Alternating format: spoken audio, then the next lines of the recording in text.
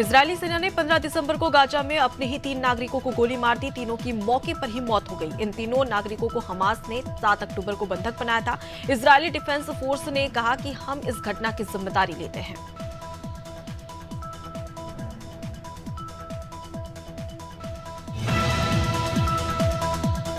प्रधानमंत्री नरेंद्र मोदी अयोध्या को बड़ी सौगात देंगे। पीएम मोदी 30 दिसंबर को अयोध्या में श्री राम एयरपोर्ट का उद्घाटन करेंगे। साथ ही नवनिर्मित अयोध्या धाम स्टेशन का लोकार्पण करेंगे। बता दें कि 30 दिसंबर को पहली इनॉग्रल फ्लाइट दिल्ली से अयोध्या पहुंचेगी। अयोध्या विधायक वेद प्रकाश गुप्ता ने जानकारी दी है।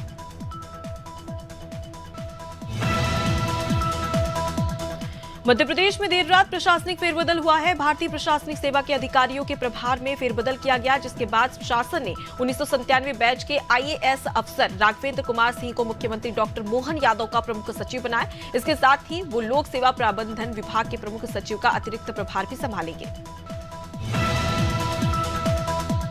श्री कृष्ण जन्मभूमि मामले में सुप्रीम कोर्ट से मुस्लिम पक्ष की अपील को खारिज कर दिया है, जिस पर संतों ने हर्ष व्यक्त किया है। संतों ने कहा कि मथुरा की भी भव्य श्री कृष्ण मंदिर बनेगा। बता दें कि सुप्रीम कोर्ट ने इलाहाबाद हाई कोर्ट के 14 दिसंबर को दिए गए फैसले पर रोक लगाने से इंकार किया था, जिसके बाद मथुरा के संत समाज ने खुशी की लहर देखने को मिली। प्रदेश के उप मुख्यमंत्री बनने के बाद राजेंद्र शुक्ला पहली बार अपने गृह क्षेत्र रीवा पहुंचे। इस मौके पर अटल कुंज के पार्टी के पदाधिकारियों और कार्यकर्ताओं से मुलाकात की। इसके पहले उप मुख्यमंत्री ने सतना जिले के मैयर में मां शारदा देवी के दर्शन किए और पूजा अर्चना कर मंदिर में माथा भी टेका।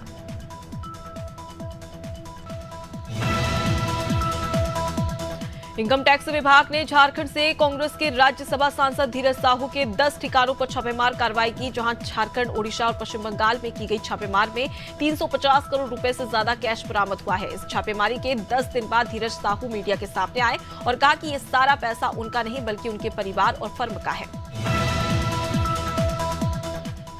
सोनभद्र की एक एमपी एमएलए अदालत ने शुक्रवार को दुद्धी में भाजपा विधायक रामदुलार गोंड को रेप के केस में सजा सुनाई है। आपको बता दें कि एमपी एमएलए अदालत ने आरोपी को विधायक रामदुलार गोंड को 25 साल की कठोर कारावास की सजा सुनाई, साथ ही 10 लाख रुपए का जुर्माना भी लगाया है। संसद की सुरक्षा में सेंध लगाकर लोकसभा सदन तक पहुंचने वाले सागर शर्मा की डायरी सामने आई है, जिसमें उसने कई चौंकाने वाली बातें लिखी। खुफिया एजेंसियों को उसके लखनऊ स्थित घर से ये डायरी हाथ में लगी थी। इस डायरी में कई रहस्य खुलने की आशंका जताई जा रही है।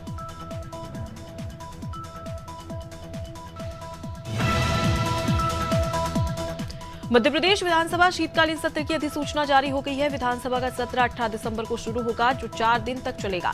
इस सत्र में 2 शिफ्ट में बैठकें होगी। पहली बैठक सुबह 11 बजे से दोपहर 2:30 बजे तक की होगी। साथ ही वहीं आपको बता दें कि दूसरी बैठक दोपहर 3 बजे से शाम 5 बजे तक होगी। सत्र को लेकर उप मुख्यमंत्री जगदीश देवड़ा का बयान भी सामने आया।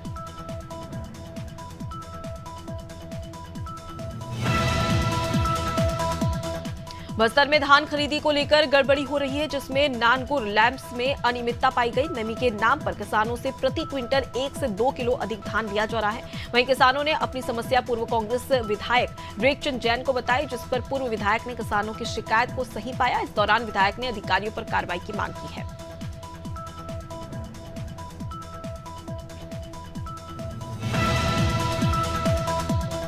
सिवनी में भिलाई के किसानों ने स्टेट हाईवे 44 पर चक्का जाम लगा दिया। किसानों का कहना था कि धान खरीदी केंद्र प्रशासन ने दूर बना दिया है, जिससे किसानों को भारी परेशानियां हो रही है। भिलाई में इससे पहले धान खरीदी केंद्र बना हुआ था, जिसे फिर से शुरू किया जाए। करीब 2 घंटे तक किसान सड़क पर डटे रहे, जिसके बाद अधिकारियों ने मौके पर पहुंचकर किसानों को आश्वासन दिया और चक्का जाम खुलवाया। पीलीभीत में विश्व हिंदू परिषद की फायर ब्रांड नेत्री डॉक्टर साध्वी प्राची का स्वागत किया गया। कार्यक्रम बिलासपुर विश्व हिंदू महासंघ बरेली के मंडल प्रभारी ठाकुर मनीष सिंह के आवास पर हुआ। इस मौके पर उन्होंने कहा कि 2023 में राजस्थान, मध्य प्रदेश और छिंदवाड़ा और छत्तीसगढ़ में बीजेपी ने ऐतिहासिक जीत हासिल की है। इसका श्रेय प्रधानमंत्री नरेंद्र मोदी को जाता है। नरसिंहपुर के गोटेगांव में प्रेम प्रसंग में युवती की गोली मारकर हत्या करने का मामला सामने आया। आरोपी ने नया बाजार की रहने वाली युवती को बीती रात गोली मार दी, जिसके बाद उसकी मौत हो गई। वारदात के बाद परिजनों ने धरना प्रदर्शन कर जमकर हंगामा किया। इस दौरान गोटेगांव विधायक महेंद्र नागेश भी परिजनों से मिलने के लिए पहुंचे और आश्वासन दिया कि जल्द ही कार्रवाई की जाएगी।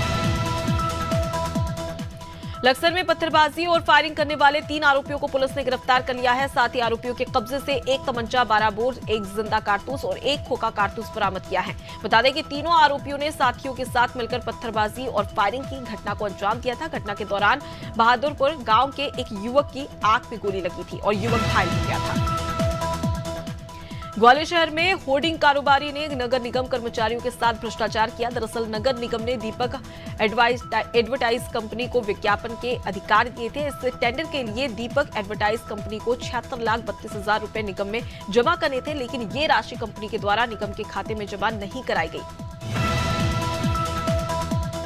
कासगंज जनपद में एक बार फिर रिश्ते को कलंकित करने वाला मामला सामने आया। यहां अवैध संबंधों के चलते 2 बेटों ने मिलकर अपने ही पिता की मौत के घाट उतार दिया और शव को ढूलना क्षेत्र में फेंक दिया था। पुलिस ने मामले का खुलासा करते हुए बताया कि 15 दिन पहले ढूलना के जंगल में बिहारीपुर के रहने वाले ज्ञान सिंह का शव पुलिस ने बरामद कर लिया है। मुरादाबाद में खनन माफियाओं पर बड़ा एक्शन हुआ है। खनन अधिकारियों ने शिकंजा कसते हुए 22 खनन माफियाओं के खिलाफ मुकदमा दर्ज किया। खनन अधिकारी राहुल सिंह ने भोजपुर थाने में 22 लोगों के विरुद्ध नामजद तहरीर देकर मुकदमा भी दर्ज कराया है। बीते दिनों में अवैध खनन की कई तस्वीरें सामने आने के बाद स्थानीय प्रशासन पर सवाल उठने लगे थे। इसके बाद ये कार्रवाई की गई। महोबा में बिजली के खंभे पर चढ़ा विद्युत सफाई कर्मी करंट की चपेट में आ गया और उसकी मौत हो गई, जिसके बाद परिजन ने शव रखकर चक्का जाम कर दिया और बिजली विभाग पर लापरवाही के आरोप लगाए हैं। घटना अजनौर थाना क्षेत्र की बताई जा रही है। परिजन ने बताया कि युवक खंभे पर चढ़ा था। इस दौरान विभाग ने शटडाउन को लेकर वापस लिया, लेकिन एसडीओ और एसडीएम ने मृतक के परिवार को राहत राशि दिलवाने की बात भी इस दौरान कही है। मिर्जापुर कोतवाली इलाके के रमई पट्टी मोहल्ले में शराब के नशे में धुत एक सिपाही का वीडियो वायरल हो रहा है। वीडियो में साफ तौर पर देखा जा सकता है कि किस तरह सिपाही शराब के नशे में झूम रहा है। सड़क पर सिपाही के इस कारनामे को देखने के लिए लोगों की भीड़ लग गई। सिपाही शहर कोतवाली थाना में तैनात है। सिपाही का वीडियो सोशल मीडिया पर जमकर वायरल हो रहा है।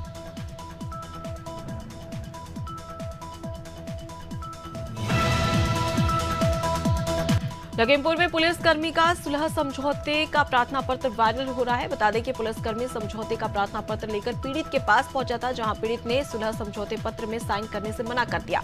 पीड़ित ने मना करने पर पुलिसकर्मी ने झूठे केस में फंसाने की धमकी दी। मामला निघासन कोतवाली क्षेत्र का है। दरअसल पुलिसकर्मी ने पति पत्नी को गाली गलौज। पीलीभीत में 2 बाघों को घूमते देखा गया, जिसका वीडियो सोशल मीडिया पर जमकर वायरल हो रहा है। वीडियो बराही रेंज के हरदोई ब्रांच नहर का है। दरअसल पिछले कई दिनों से नहर में पानी नहीं है, इस कारण से बाघ जंगल में निकलकर नहर के आसपास घूमते दिखाई दे रहे हैं। बराही रेंज के अरुण मोहन श्रीवास्तव ने बताया कि ये कोई नई बात नहीं है। कुशीनगर से एक वीडियो वायरल हो रहा है, जिसमें ग्रामीण पुलिस की गाड़ी के पीछे लाठी डंडे लेकर दौड़ रहे हैं। दरअसल पुलिसकर्मियों ने जेसीबी चालक की पिटाई कर दी थी, जिससे ग्रामीण नाराज थे। ग्रामीण थाने का भी घेराव किया। वायरल वीडियो नेबुआ नौरंगिया थाना क्षेत्र के सिरसिया खुर्द गांव का बताया जा रहा है।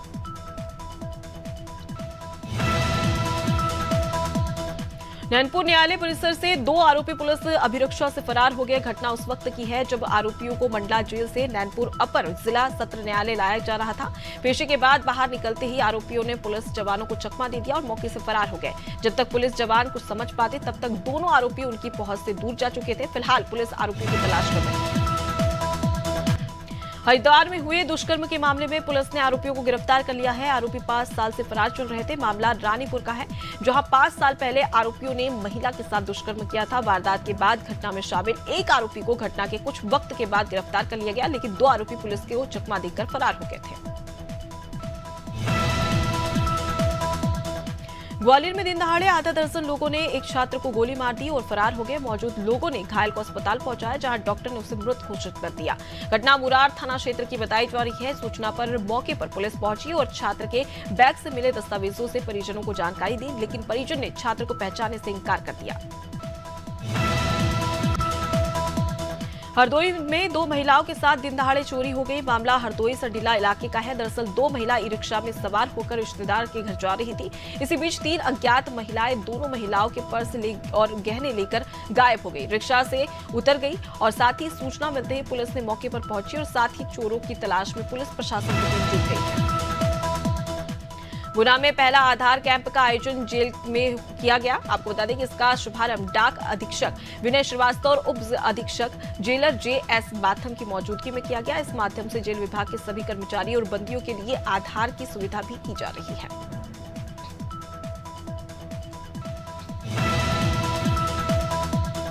प्रयागराज से मानवता को झकझोर कर देने वाला मामला सामने आया। यहां एक कलयुगी बेटे ने महज 5,000 रुपए के लिए अपनी ही मां की गला घोटकर हत्या कर दी।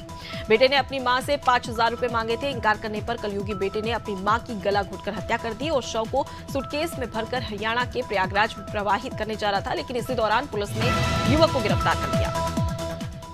जशपुर जेल ब्रेक कांड मामले में फरार चल रहे आरोपी को पुलिस ने गिरफ्तार कर लिया है। आरोपी पॉक्सो एक्ट में धारा में विचाराधीन है, जो फरार होने के बाद अंबिकापुर में छिपकर ट्रैक्टर चलाने का कार्य करता था। इसके मामले में पुलिस ने अन्य फरार बंदी को पहले ही गिरफ्तार कर लिया है।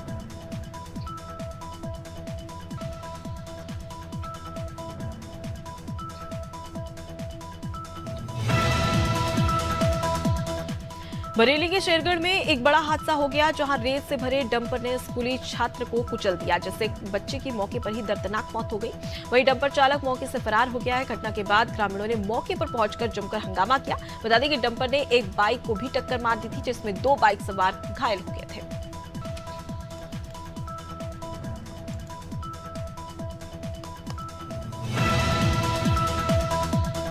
बहराइच के ज्ञानचंद मेमोरियल स्कूल में अपर जिला जज पहुंचे। उन्होंने बच्चों को जागरूक करते हुए कहा कि नशे के विरुद्ध जब आप सतर्क रहेंगे तो आपका जीवन उज्जवल बनेगा।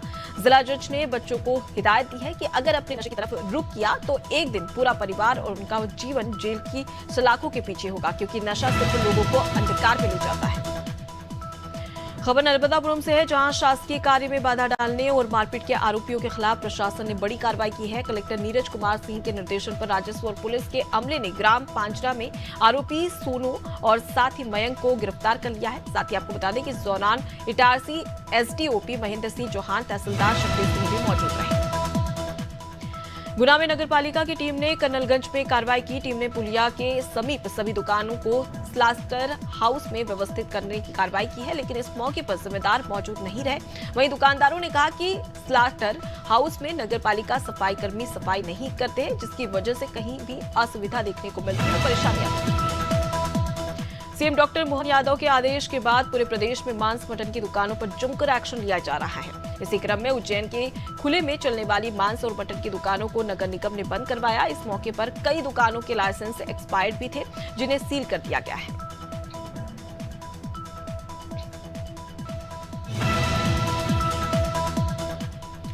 मध्य प्रदेश की नई सरकार ने सड़क किनारे मांस मछली की दुकान बंद करवाने का आदेश दिया है, जिसको लेकर भाजपा नेता आलोक शर्मा कलेक्ट्रेट पहुंचे। इस दौरान उन्होंने कार्यकर्ताओं के साथ कलेक्टर को ज्ञापन सौंपा।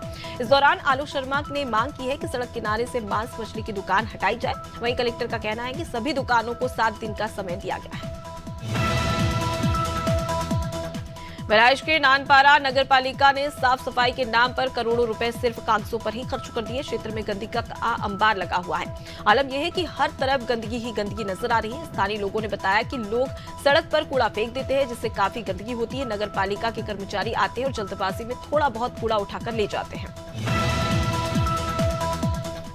गोटेगांव में अज्ञात बदमाश ने एक युवती को गोली मारकर हत्या कर दी। घटना शीतल धर्मशाला के पास की बताई जा रही है। बता दें कि युवती जबलपुर से काम करके घर लौट रही थी। इसी दौरान वो गोटेगांव स्टेशन पर उतरी, जहां एक सिरफिरे युवक ने युवती को सिर पे गोली मार दी।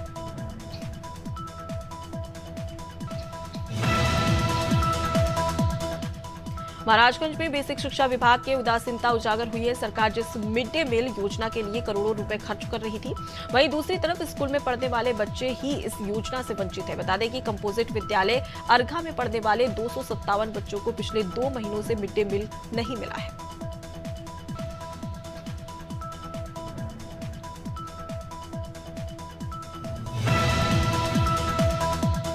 धौलपुर के जिला चिकित्सालय में हेपेटाइटिस C के मरीज का सफल ऑपरेशन हुआ। हड्डी रोग विशेषज्ञ डॉक्टर योगेंद्र कुमार ने बताया कि 4 दिन पहले मरीज शिवकांत को जिला चिकित्सालय में भर्ती कराया गया था, जिसकी 8 दिन पहले सड़क दुर्घटना में कोहनी टूट गई थी। जांच के बाद पता चला कि मरीज को हेपेटाइटिस C पॉजिटिव है, जिसके कारण सभी निजी नर्सिंग होम के डॉक्टरों ने इलाज करने से मना कर दिया था।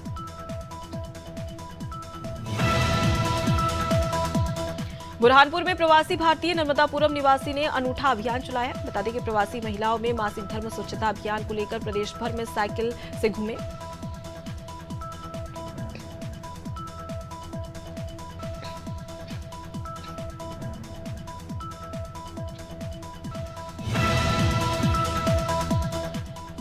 मसूरी में बूढ़ी दीपावली धूमधाम से मनाई गई। देश भर में जहां दिवाली मन चुकी थी, तो वहीं अब उत्तराखंड में दिवाली के ठीक 1 महीने बाद बूढ़ी दिवाली मनाई जा रही है।